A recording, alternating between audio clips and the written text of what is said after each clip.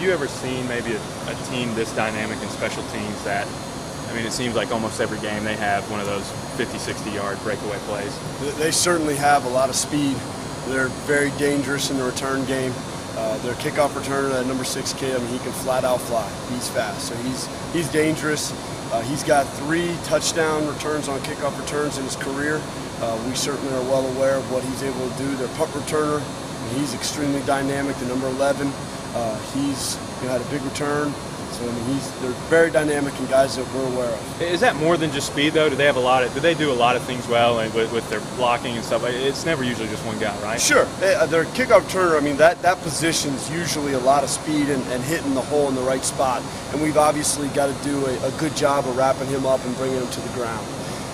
The punt returner, he'll make you miss. I mean, he's got that ability to make you miss in a short area. So we got to do a great job. Same thing as far as wrapping up. We can't be missing tackles, and we got to do a great job with that. Is this a week where you ask Pilardi to do a lot of directional kicking and trying just to keep it away from those guys, or do you just let them go at it? Well, we always ask our guys to directional kick and directional punt, whether it be kickoff or whether it be punt.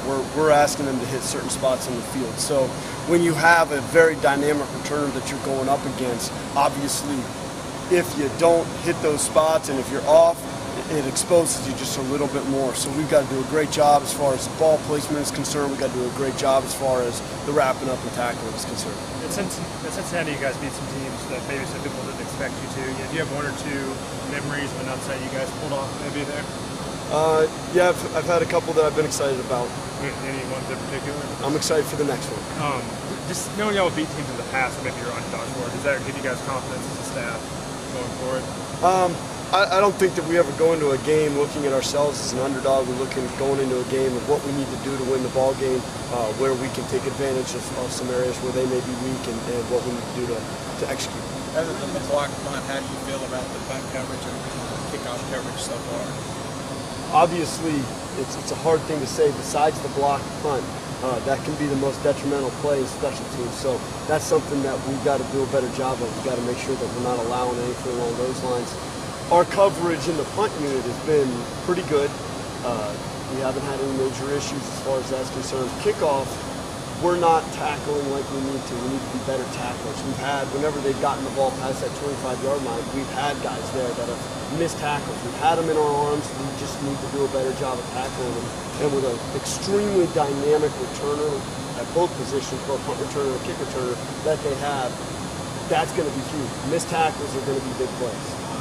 That's when he played coming along. How close is he to getting in there playing? He's taking steps forward. Wrap it up, guys. Wrap it up. What exactly happened on the block punt? On replay, it wasn't always clear. I mean, I guess the TV guys weren't even sure what happened there. We didn't take the guy on thick enough. We need to do a better job of taking the guy on thick, not let people squeeze through cracks and so forth. It's an area I need to do a better job of coaching them. We need to execute it better. All those things need to improve. We can't allow that to happen every game. Doing something on Brendan down. I'm sorry. Go ahead. I just the position, the tight end, H-back type deal. It seems like a really mentally, physically taxing deal. He's lining up in different spots. How has he handled it, and what do you ask out of the guy that's in there? We ask a lot of our tight ends, no question about it, because we'll ask him to be flexed out like a wide receiver. I mean, you see him out there, 2-point stances. They got to run just like the receivers, and all those things that we ask them to do.